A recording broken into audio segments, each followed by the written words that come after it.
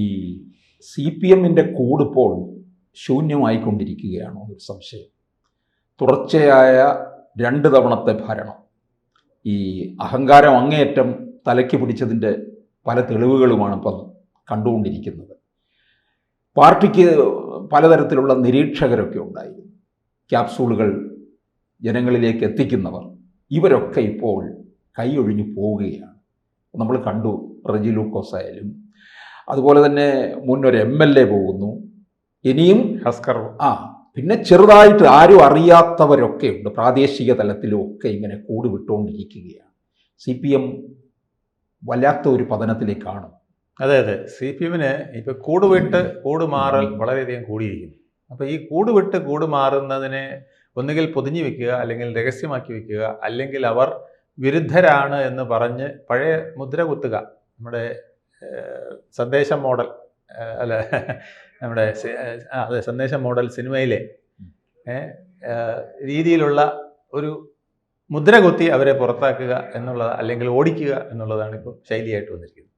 അതിൽ ഏറ്റവും ശക്തനായ നിരീക്ഷകനായിരുന്നത് റെജി ലൂക്കോസാണ്.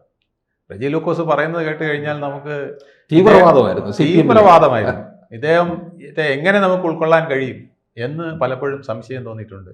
ഇദ്ദേഹത്തിൻ്റെ സംഭാഷണം എങ്ങനെ കേട്ടുകൊണ്ടിരിക്കും എന്ന് വരെ നമ്മൾ അതിശയിച്ചിട്ടുണ്ട്. കാരണം മാർക്സിസ്റ്റുകാർ പോലും ഇത്രയ്ക്ക് പച്ചയ്ക്ക് അവരെ പൊക്കിപ്പറയുകയോ അവരിൽ ഇല്ലാത്ത ഒരുപാട് കാര്യങ്ങൾ ചാർത്തുകയോ ഒന്നും ചെയ്യാറില്ല. സാറിന് ഈ വിമർശകർ ചിലപ്പോൾ പറയാറുണ്ട്, ഈ പലപ്പോഴും സാഹിത്യത്തിലേക്ക് വിമർശനങ്ങൾ നടത്തുന്നവരാണ് ആ സാഹിത്യകൃതിയെ അങ്ങ് അതില്ലാത്ത തലങ്ങളിലേക്ക് എത്തിക്കുന്നത്. അതുപോലെ അവാർഡ് സിനിമകളിൽ ഇല്ലാത്ത തലങ്ങളിലേക്ക് അവർ കൊണ്ടെത്തിക്കും. ഒരു കാക്ക ഇങ്ങനെ പറന്നു പോയാൽ ഉടനെ തന്നെ അത് ദുഃഖത്തിന്റെ സന്ദേശം പറത്തിക്കൊണ്ട് സംവിധായകൻ ഒരു കാക്ക ഇങ്ങനെ പറത്തി വിട്ടതാണെന്ന് പറയുമ്പോൾ അത് ഈ ഷൂട്ടിങ്ങിനിടെ ആ അബദ്ധത്തിന് വന്ന ഒരു കാക്കയാണ്. ഇങ്ങനെ ഇതിനെ ഇല്ലാത്ത പൊലിമ ചേർത്ത് ഈ സാധനത്തിനെ മികവിലെത്തിക്കുന്ന ഒരു ജോലിയാണ് ഈ റെജി ലൂക്കോസും ഹസ്കറും അതുപോലെ തന്നെ നിരവധി ആയിട്ടുള്ള ഇത്തരത്തിൽ ചെറിയ ചാനലുകളിൽ പോലും പ്രവർത്തിച്ചിരുന്നവരൊക്കെ ചെയ്തുകൊണ്ടിരുന്നത്. പക്ഷേ ഇപ്പോൾ അവരിത് മടുത്തു കഴിഞ്ഞു. 10 വർഷം നീണ്ട കാലയളവിൽ കള്ളം പറഞ്ഞ് ഞാൻ മടുത്തു എന്ന് റെജി ലൂക്കോസ് പറയുകയാണ്. എനിക്കിപ്പോൾ ഓക്കാനം വരികയാണ്, ഇപ്പോൾ എനിക്ക് തലകറക്കം വരികയാണ്. ഈ കള്ളം പറഞ്ഞ് ഞാനിങ്ങനെ ആയി തീർന്നല്ലോ എന്ന് എനിക്ക് തന്നെ സഹിക്കാൻ വയ്യാതായിരിക്കും എന്നാണ് റെജി ലൂക്കോസ് പറഞ്ഞത്. അപ്പോൾ റെജി ലൂക്കോസിനെ അവർ ആദ്യമേ വെട്ടി. അത് പൂർണ്ണമായിട്ടും തള്ളിക്കൊണ്ട് അദ്ദേഹത്തിൻ്റെ അവിടെ പറഞ്ഞു, നിങ്ങൾ ഞങ്ങളുടെ ആരുമല്ല എന്നുള്ള രീതിയിൽ അത് മുദ്രകുത്തി. പാർട്ടി സമ്മേളനങ്ങൾ പങ്കെടുത്തയാളാണ്, പാർട്ടി പ്രതിനിധിയായിട്ട് പങ്കെടുത്തയാളാണ്. അദ്ദേഹത്തിന് പൂർണ്ണമായിട്ടും അവർ വെട്ടി. അത് കഴിഞ്ഞപ്പോഴാണ് മറ്റൊരു നിരീക്ഷകനായ ഹസ്കർ ഓടിക്കൊണ്ടുവന്നിട്ട് പറയാണ്, ഞാനും ഇതുപോലെ തന്നെയാണ് സ്വതന്ത്രമായി പോകാൻ ആഗ്രഹിക്കുന്നു. അദ്ദേഹം റെജി ലൂക്കോസ് വേറൊന്നും കൂടെ ചെയ്തു, ഞാൻ ഇതെല്ലാം മതിയാക്കി ഇനി വികസനത്തിന്റെ പാതയിൽ, നരേന്ദ്രമോദിയുടെ പാതയിൽ ഇത്രയും നാൾ ഞാൻ പറഞ്ഞ കുറ്റങ്ങളെല്ലാം ഏറ്റുപറഞ്ഞുകൊണ്ട് അറിഞ്ഞോ അറിയാതെയോ ഞാൻ BJP-യോടും മറ്റ് നരേന്ദ്രമോദിയോടും ഒക്കെ ചെയ്ത പാപങ്ങൾ കഴുകിക്കളയണമെന്ന് പ്രാർത്ഥിച്ച് ബലിയിട്ടാണ് അദ്ദേഹം ഇതിനകത്ത് കയറിയത്. ഈ ബലി ഇടുന്ന അങ്ങനെയാണല്ലോ, പിതൃക്കളോട് അറിഞ്ഞോ അറിയാതെയോ ഞാൻ ചെയ്ത പാപങ്ങൾ പൊറുക്കണമെന്ന് പറയുന്നതാണല്ലോ ഈ ബലി. അതുപോലെ ഒരു രാഷ്ട്രീയ ബലി കൂടെ നടത്തിയിട്ടാണ് അദ്ദേഹം ഇപ്പോൾ BJP-യിലേക്ക് ചെന്ന് കയറിയിരിക്കുന്നത്. അസ്കർ പിന്നെ അത്രയും ചെയ്തില്ല. അസ്കർ പറഞ്ഞു, എനിക്കിപ്പോഴും ഒരു സ്വപ്നമുണ്ട്, ചെങ്കോട്ടയിൽ ചെങ്കൊടി പുലരുന്ന ഒരു പ്രഭാതം ഞാൻ കാണുന്നു. ആ പ്രഭാതം കാത്ത് ഞാൻ, പക്ഷേ ഇനി ഇടതെന്ന് പറഞ്ഞില്ല, സ്വതന്ത്ര നിരീക്ഷകനായിട്ട് ഞാൻ രാഷ്ട്രീയത്തിൽ എനിക്ക് ചെയ്യാൻ കഴിയുന്ന സേവനം ഞാൻ രാഷ്ട്രീയം ചാനലുകളിൽ പോയി പറയുക, സ്വതന്ത്രമായ രാഷ്ട്രീയം പറയുക എന്നുള്ളതിലേക്ക് മാറിയിരിക്കുന്നു. ഇതിന് പുറമെ ഇപ്പോൾ രാജേന്ദ്രനെ പോലെ നിരവധി MLA-മാർ, മറ്റ് പ്രവർത്തകർ ഒക്കെ അറിഞ്ഞും അറിയാതെയും, നമ്മൾ അറിയുന്നവരും അറിയാത്തവരുമായിട്ടുള്ളവർ ഇപ്പോൾ BJP-യിലേക്ക് ഇങ്ങനെ ഒഴുകിക്കൊണ്ടിരിക്കുന്നു എന്നുള്ളതാണ് വാർത്ത. അപ്പോൾ ഇത് തടയാനായിട്ട് ഇപ്പോൾ ഇടതു മുന്നണിയും ഒരു വലിയ ശക്തമായിട്ട് വന്നിരിക്കുകയാണ്. ശിവൻകുട്ടി തന്നെ നേരിട്ട് വന്നിട്ട് റെജി ലൂക്കോസ് ആരുമല്ല എന്ന് പറയുന്ന സാഹചര്യം, ശ്രീ ജയരാജൻ മുമ്പോട്ട് വന്നിട്ട് ഹസ്കർ എന്ന് പറയുന്നത് ഞങ്ങളുടെ ഒരു ഹസ്ക് പോലും അല്ല, ഒരു വൈക്കോൽ തുറുമ്പ് പോലും അല്ല, ഒരു കച്ചിത്തുറുമ്പ് പോലും അല്ല എന്ന് പറയുന്ന വിധത്തിലേക്ക് ഹസ്കറിനെയും വിമർശിച്ചുകൊണ്ടും ഒക്കെ വന്നിരിക്കുകയാണ്. വളരെ ഈ റെജി ലൂക്കോസ് അതിതീവ്രവാദിയാണെങ്കിൽ ഈ ഹസ്കർ വളരെ സൗമ്യനാണ്. വളരെ സ്നേഹത്തോടും മര്യാദയോടും കൂടി ഒരു മാർക്സിസ്റ്റുകാരനാണോ ഇദ്ദേഹം എന്ന് സംശയിക്കുന്ന വിധത്തിൽ അവരുടെ ബോഡി ലാംഗ്വേജ് ഒന്നുമില്ല, ബോഡി ലാംഗ്വേജ് ഇല്ല, എക്സ്പ്രഷൻ ഇല്ല, തന്തയ്ക്ക് വിളിയില്ല, തെറിവിളിയില്ല, അട്ടഹാസമില്ല, വിരട്ടലില്ല. അദ്ദേഹം മാർക്സിസ്റ്റുകാരുടെ നയം പറയുമ്പോൾ അതിലൊരു മാധുര്യം ഉണ്ടായിരുന്നു. ആ മാധുര്യമുള്ള സംഭാഷണവും ഇനി ഇത് ആര് മാധ്യമങ്ങൾ വഴി ജനങ്ങളിൽ എത്തിക്കുമെന്നുള്ളതാണ് ഇവരുടെ സൈദ്ധാന്തിക കാര്യങ്ങളൊക്കെ. അല്ല, അവരിപ്പം വെട്ടിലായിരിക്കുകയാണ്. കാരണം ഇതുവരെ പറഞ്ഞിരുന്ന ചില കിങ്കരന്മാരുണ്ടല്ലോ, ആ കിങ്കരന്മാരുടെ പേര് ഞാൻ പറയാൻ ഉദ്ദേശിക്കുന്നില്ല, അവരെ എന്തിനാ അപമാനിക്കുന്നു വെച്ചിട്ടാണ്. അത് ജനത്തിനുടനെ തന്നെ ആ മുഖങ്ങളൊക്കെ ഓർമ്മ വരും. എന്നാൽ ഞാൻ പറയാം, ഇപ്പം ഞാൻ സത്യം തെളിയിക്കാം എന്നൊക്കെ പറഞ്ഞുകൊണ്ട് ചാടി വരുന്ന ചിലരുണ്ടല്ലോ.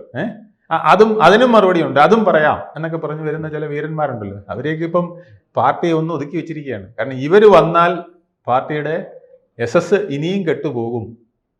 ആള് TV ഓഫാക്കിയിട്ട് പോകും. അല്ലെങ്കിൽ അവർക്ക് ഇവർ പറയുന്നത് കേൾക്കാനായിട്ട് ഇനി ജനം ഇരുന്നു തരില്ല. അല്ലെങ്കിൽ ഇവർ പറയുന്നത് സത്യമാണെങ്കിൽ പോലും ഇനി ജനം വിശ്വസിക്കാത്ത ഒരവസ്ഥയിലേക്ക് എത്തിയിരിക്കുന്നു. ഇതിങ്ങനെ ഒരു കുഴപ്പമുണ്ട്. നമ്മൾ കള്ളം പറഞ്ഞു വന്നു കഴിഞ്ഞാൽ, ആദ്യം കുറെ കള്ളം പറയുമ്പോൾ അത് ഗീബൽസിന്റെ തന്ത്രത്തിൽ അത് സത്യമാണെന്ന് ജനം തെറ്റിദ്ധരിക്കുന്ന ഒരു കാലഘട്ടം ഉണ്ടായിരുന്നു. പക്ഷെ അതും കഴിഞ്ഞ് പിന്നെയും കള്ളം പറഞ്ഞു ഇപ്പം സത്യം പറഞ്ഞാൽ കള്ളമാണെന്ന് ആളുകൾ വിശ്വസിക്കുന്ന ഒരു കാലത്തിലേക്ക് എത്തിയിരിക്കുന്നു. ഇപ്പം കഴിഞ്ഞ 10 വർഷമായിട്ട് CPM-ന്റെ മുഖമായി ചാനലിൽ വന്നിട്ടുള്ളവൻ ഇന്ന് വന്ന് ഒരു പൂർണ്ണ സത്യം പറഞ്ഞാലും ജനം വിശ്വസിക്കാതായിരിക്കുന്നു.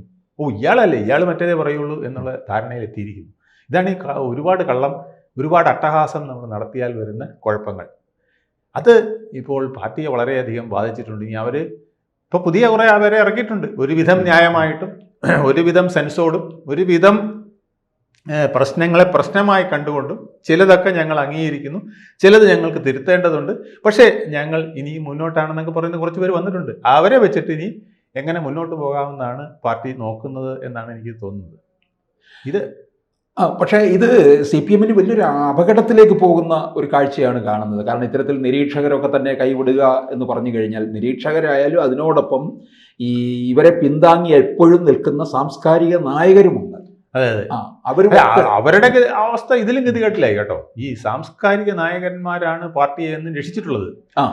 ഒരു ഏത് കാലത്തും പരിഷത്തും പുരോഗമന കലാസാഹിത്യം എന്ന് തുടങ്ങി KPAC മുതൽ, നമ്മള് KPAC-യും ONV കുറുപ്പും ദേവരാജനും മുതല് എന്ത് നമ്മൾ നോക്കിയാൽ അമ്പിളിയുടെ ചന്ദ്രക്കലയെ പോലും കമ്മ്യൂണിസം കാണുന്ന ആ കവിതകൾ വരെ വന്നിരുന്ന കാലം. അതാണ് ആ സാഹിത്യകാരന്മാരും ആ കലാകാരന്മാരും ആ നാടകകൃത്തുക്കളും സംവിധായകരും നടന്മാരും ഒക്കെയാണ് പാർട്ടിയെ രക്ഷിച്ചത്. നിങ്ങൾ എന്നെ കമ്മ്യൂണിസ്റ്റ് ആക്കി എന്ന് പറഞ്ഞ നാടകമാണ് കേരളത്തിനെ കമ്മ്യൂണിസ്റ്റ് ആക്കിയത്.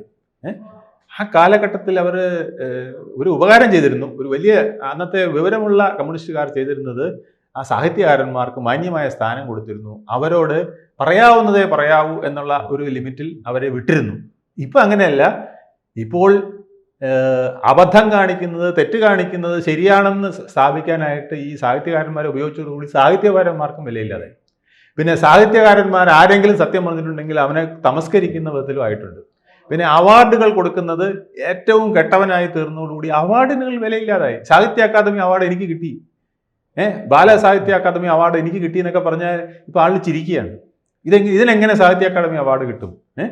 ഇത് ഏത് ബാലസാഹിത്യം എന്നൊക്കെ ചോദിക്കുന്ന വിധത്തിലേക്ക് ആളുകൾ ചിരിച്ചുകൊണ്ട് വരുന്ന കാലഘട്ടത്തിലേക്ക് നാം എത്തിച്ചേർന്നിരിക്കുകയാണ്. ഇതിൻ്റെ ഒരു ച്യുതി ഒരു കേരളത്തിലെ അറിയപ്പെടുന്ന ഒരു കവി, ആ കവിക്ക് വലിയ സ്വീകരണം കിട്ടിയിരുന്നതാണ്. ഇന്ന് അദ്ദേഹം പോലും ശ്രദ്ധിക്കപ്പെടാതായിരിക്കുന്നു എന്നുള്ളതാണ്. കാരണം അദ്ദേഹം പറയാൻ പാടില്ലാത്തത് പറഞ്ഞു എന്നുള്ളതാണ്, അല്ലെങ്കിൽ കവിതയായിട്ട് കേരളത്തിലെ ജനങ്ങളെ അറിയിച്ചു എന്നുള്ളതാണ് അദ്ദേഹത്തിന് വന്നിരിക്കുന്ന കുഴപ്പം. അപ്പം ഏറ്റവും കൂടുതൽ ജനകീയരായ കവികൾ പോലും നിശബ്ദരാകേണ്ട അവസ്ഥ വന്നു. ഇതാണ് ഈ നമ്മൾ നിരീക്ഷകർക്ക് പറ്റുന്നത് അല്ലെങ്കിൽ വക്താക്കൾക്ക് പറ്റുന്ന പോലത്തെ ഒരു കുഴപ്പമാണ്. നമ്മൾ കള്ളം നിരന്തരം പറയുമ്പോൾ അത് പിന്നെ സത്യം പറഞ്ഞാലും ആൾ വിശ്വസിക്കില്ല. ഇതുപോലെ കവികൾക്കും എഴുത്തുകാർക്കും സാഹിത്യകാരന്മാർക്കും ഒക്കെ വന്നിരിക്കുകയാണ്. അവർ നിരന്തരം കള്ളം പറഞ്ഞ് ഈ പാർട്ടിക്ക് വേണ്ടി കൂലിവേല ചെയ്ത് കൂലി എഴുത്തുകാരായി മാറി ഇല്ലാത്ത സ്ലോഗനുകൾ പാടി അവരുടെ ക്രിയേറ്റിവിറ്റി, അവരുടെ ക്രെഡിബിലിറ്റി, അവരുടെ ജനങ്ങളിലുള്ള ആ ഒരു സന്ദേശം നൽകാനുള്ള കഴിവ് ഇല്ലാതാക്കിയിരിക്കുന്നു. അതുകൊണ്ട് കേരളത്തിൽ നിന്ന് സാഹിത്യകാരന്മാരില്ലാതായിരിക്കുന്നു. യഥാർത്ഥ സാഹിത്യകാരന്മാരുണ്ട്, പക്ഷെ അവരെവിടെയോ പോയി എന്തൊക്കെയോ എഴുതി ആരും പ്രസിദ്ധീകരിക്കാതെ ആരും അവാർഡ് കൊടുക്കാതെ കിടന്ന് അലയുകയാണ്. പക്ഷേ യഥാർത്ഥ സാഹിത്യകാരന്മാരെ അങ്ങനെ മൂടിക്കൊണ്ട് കപട സാഹിത്യകാരന്മാർ രംഗത്ത് വന്നു. യഥാർത്ഥ വക്താക്കളെ മൂടിക്കൊണ്ട് കപട വക്താക്കൾ വന്നു. യഥാർത്ഥ നിരീക്ഷകരെ മൂടിക്കൊണ്ട് കപട നിരീക്ഷകർ വന്നു. ഇത് കേരള നവമണ്ഡലത്തിൽ ഒരു വലിയ പ്രശ്നം സൃഷ്ടിച്ചിട്ടുണ്ട്. അതാണ് ഇന്ന് പാർട്ടി നേരിടുന്ന ഏറ്റവും വലിയ ദുരന്തം. ക്രെഡിബിലിറ്റി എന്ന് പറയുന്ന ഒരു പാർട്ടിക്ക് വളരെ പ്രധാനമാണ്. രാഷ്ട്രീയ നേതാക്കൾ മാത്രം പറഞ്ഞ ഇപ്പം ഗോവിന്ദമാഷ് പറയുന്നത് എല്ലാവരും അരിച്ചെടുക്കും. പക്ഷേ ഒരു രാഷ്ട്രീയ നിരീക്ഷകൻ, ഒരു വക്താവൊക്കെ പറയുന്നത് കുറെ കൂടെ ആളുകൾ കേൾക്കും. കാരണം ഇയാൾ രണ്ടും കേട്ടിട്ടാണല്ലോ പറയുന്നത് എന്നുള്ളൊരു ഇതുണ്ട്. അപ്പം അതുപോലും നഷ്ടപ്പെടുത്തി കളഞ്ഞു. ആ ക്രെഡിബിലിറ്റി നഷ്ടപ്പെടുത്തി കളഞ്ഞു. സാഹിത്യകാരന്മാർ നഷ്ടപ്പെടുത്തി, വിമർശകർ നഷ്ടപ്പെടുത്തി, നിരീക്ഷകർ നഷ്ടപ്പെടുത്തി. അവർ ഇന്ന് മറുകണ്ഠം ചാടുന്ന അവസ്ഥയിലേക്കും കൂടെ എത്തിയെന്ന് പറഞ്ഞാൽ വലിയൊരു ഗതികേടിലേക്കാണ് പാർട്ടി പോകുന്നത്. അത് അവർ സ്വയം മനസ്സിലാക്കി ഇനിയെങ്കിലും തിരുത്തിയില്ലെങ്കിൽ ഇതിൻ്റെ അടിവേരിളകി, അത് ഇപ്പം തന്നെ ആ ഒരു സ്റ്റേജിലാണ്, കൂടുതൽ അടിവേരിളകി നെല്ലിപ്പല ഇളകുന്ന അവസ്ഥയിലേക്ക് എത്തും എന്നുള്ളതാണ് കഷ്ടം. കൂടുതൽ വാർത്തകളും വിശേഷങ്ങളും നിങ്ങളിലേക്ക് എത്താൻ ABC മലയാളം സബ്സ്ക്രൈബ് ചെയ്യുക, ബെൽ ബട്ടണും അമർത്തുക.